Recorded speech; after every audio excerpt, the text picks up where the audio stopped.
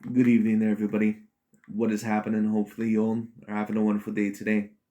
So, when it comes down to it, I thought that I would talk about my fight prediction of the fight, of course, the very, very big fight that is going to be happening this weekend, the unification fight, I believe, at the welterweight division between that of Errol Spence Jr. and Mr. Yordenis Ugas. I do believe, all in all, that this is going to be on pay per view on the Showtime event. I will be getting this fight because I am very particularly interested in this matchup. And of course, this is going to be a very interesting matchup. The reason why I think it's going to be such an interesting matchup is because I think that both of these fighters and what they bring to the table, I think all in all that they actually have a very, very similar style. And basically what I mean by that is that they're both overall kind of fighters that are a little bit technical, methodical in their style. They're going to try to set up traps for you. They're not necessarily the speediest fighters that you've ever seen, but because of the technical style and then because of overall their intelligent and methodical approach, they are going to give you a lot of problems, even if overall you are a very high level fighter. Now, of course, Errol Spence Jr. is expected to win this fight. And if you are asking me overall my fight prediction and who I believe all in all is going to win this fight, I do believe personally that it is going to be Mr. Errol Spence Jr. The reason why I believe all in all that Errol Spence Jr. is going to win that fight or win this fight is because I just think all in all that basically everything that Yordenis Ugas can do, I just think all in all that Errol Spence Jr. can do it just a little bit better. And not only that, but I think that Errol Spence Jr., I think that he is a greater athlete. I think that if it comes to exchanges on the inside, which more than likely there's going to be a lot of that in this fight, I think that Errol Spence Jr. has the power. I think all in all that he has the athleticism over Yordenis Ugas in order to somewhat get that advantage over Yordenis Ugas, get him flustered, and somewhat maybe back him off to maybe give that advantage to Errol Spence Jr. When it comes to down to this fight, I think all in all that it is very quite particularly interesting. And who knows, maybe Errol Spence Jr. could be at a slight disadvantage in this fight because he hasn't really fought in 2 years. The last time that we seen Errol Spence Jr. in the ring, I believe, was all the way back in December of 2020. Or I guess, that basically wouldn't be 2 years, but now basically that would be a year and a half, when it comes down to it. So at the end of the day, Errol Spence Jr., of course, because of that last injury that he had, I believe he suffered somewhat of a detached retina. He had to heal that up overall for a little bit. Could it be that maybe he's a little bit too rusty and maybe he's not going to look overly impressive in this fight? Maybe could have cost him the fight. It's possible. I just don't personally see it happening. It's not that Yordenis Ugas, in my opinion, is not a decent fighter. He is very decently powerful. He's very technical. He's very methodical. And I do think, all in all, that he does fight southpaws or certain fighters very, very decently well. Yordenis Ugas, in my opinion, is a very decent counterpuncher. And of course, Yordenis Ugas and a certain amount of other people that claim that, that he is a quote unquote southpaw killer. And of course, if you're, new to boxing or if you've heard about boxing or if you're just getting into it, of course, you probably heard, or if you're just, been around it for a very, very long time, really, no matter what the situation is, you probably heard that it's very, very hard to fight southpaws.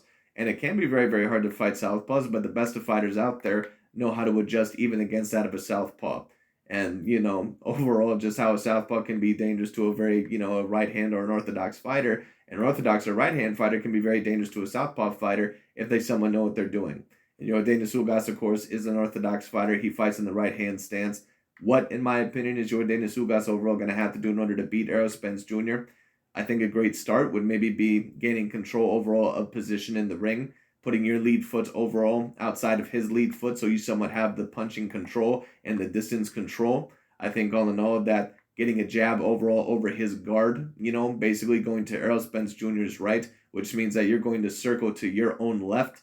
Basically, that means that you're going to be traveling left a lot. You don't want to just always do it when it comes down to it because you might get a little bit too repetitive and maybe Errol Spence can counter you. But if you do want to set him up for a jab and maybe a right body shot, I think that maybe that would be the way to go, at least in certain exchanges. Try to move around him, try to move to Errol Spence Jr.'s right, because if you end up doing that, I think that he may have a little bit more difficulty getting his jab off and overall maybe adjusting to some of Yordenis Ugas' shots.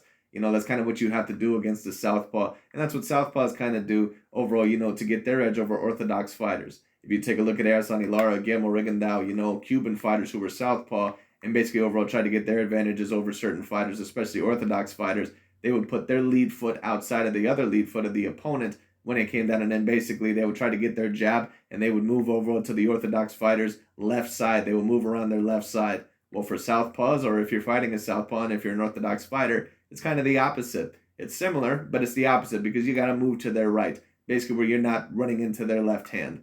And I think all in all that'd be a very good thing because Yordenis Ugas, maybe what he can employ is a double jab, maybe jab up to the head, jab down to the body, mix it up a little bit, and then get that overhand right or that, right hand in there. Because one punch that Errol Spence Jr. is very vulnerable to, at least from certain fights that I've seen, is a right cross. I've seen in the Mikey Garcia fight here and there with the very little amount of punches that Mikey Garcia actually did land. The only punches that ever landed flush for Mikey in that fight was an actual right cross. I certainly seen it in the Kell Brook fight. I seen it a little bit in the Danny Garcia fight. It's very obvious to me that Errol Spence Jr. that he does have a little bit of a problem avoiding that right hand, which isn't really a huge shock. A huge shock because when it comes down to it, southpaws, that is one of the punches that they can be vulnerable to if overall, they put themselves in danger. So at the end of the day, Yordenis Ugas, what he needs to do, in my opinion, is overall take control of the ring, take control of the distance, double jab, overall, throw that right over the pipe, and maybe set up punches for Errol Spence Jr. But the problem is with Yordenis Ugas, in my opinion, is that even if he did that, he would have to throw more volume punches, in my opinion, or just throw more or be consistent with Errol Spence Jr.'s punch output. And Yordenis Ugas, even though he's a person that, he's not necessarily a person that will just stare at you. He's not a person all in all kind of like a Danny Garcia where maybe he doesn't throw as much, as what he needs to in a certain amount of his fights. But Errol Spence Jr. is a person that he throws as much as whatever he needs to. And Errol Spence Jr., because he is a very intelligent boxer, he realizes when he needs to adjust on the fly. And that means that if he needs to throw a certain amount of more punches per round or in a moment overall to get the scorecard on his side, he will do that. Will Yordenis Ugas do that? I'm not quite so sure.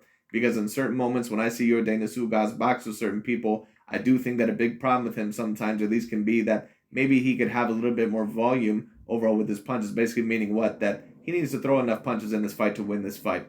To make it close enough overall to make it enough of a battle for Errol Spence Jr. overall to really be in trouble. When it comes down, at least on the scorecards. Because to be honest with you, I don't know if Yordenis Ugas, I don't think that he has the power. I don't think he's gonna have the size overall to beat Errol Spence Jr. I mean, he's around the same size as him. Yordenis Ugas is a pretty big 147-pounder himself.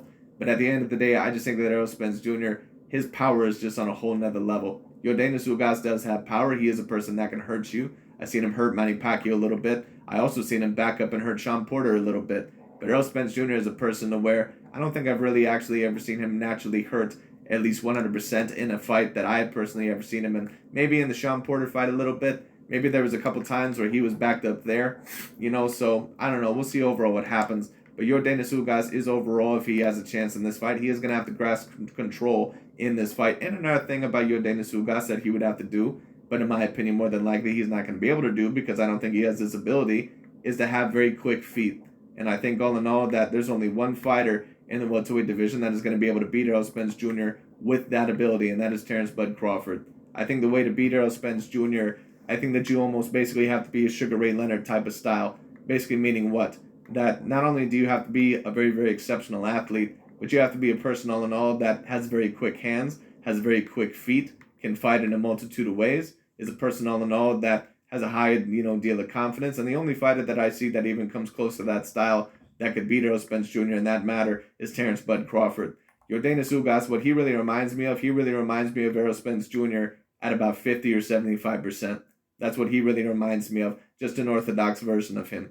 So I don't know all in all what's going to happen here. Another thing that I would advise Yordenis Ugas to do is to go to the body. And basically all in all, don't be afraid to jab to the body, jab to the head, mix it up, keep control of range, move in and out very quickly. I think that you're going to have very fast feet in here. If you want to set up traps for Errol Spence Jr., that's fine. But a big problem with Yordenis Ugas, in my opinion, sometimes is that he doesn't always necessarily have the quickest of feet. Now, he does take advantage a lot of the times, overall, not only because of his size, but the power and the technical abilities that he has. Basically going to the body on the inside and staying on the inside with them and kind of taking advantage of them. But I don't know if he's going to be able to do that with Errol Spence Jr.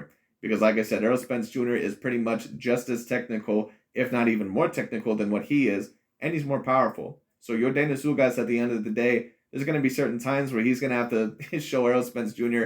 different angles. He's going to have to move in and out. He's going to have to be on the move constantly.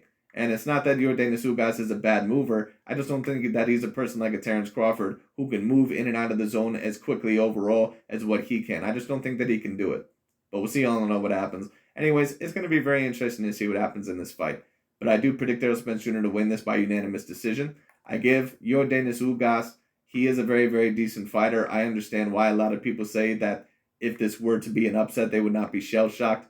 But in my opinion, Errol Spence Jr., he pretty much is a better version of Yordenis Ugas. And I think that he's a better technical fighter in almost every way than Yordenis Ugas. I think that he's clearly the better athlete and clearly overall, more strong. I think all in all that his power is going to give Yordenis Ugas some problems. And I think that eventually Yordenis Ugas is more than likely probably going to find himself on the back foot, or maybe overall pretty much just in survival mode, maybe fighting back here and there, trying to give it his all. But at the end of the day, I just think that it's going to be a little, too little too late, more than likely towards the end of the fight. Kind of like that Danny Garcia fight. I think overall that's kind of how it's going to look like. Maybe just a little bit more competitive than that. Maybe.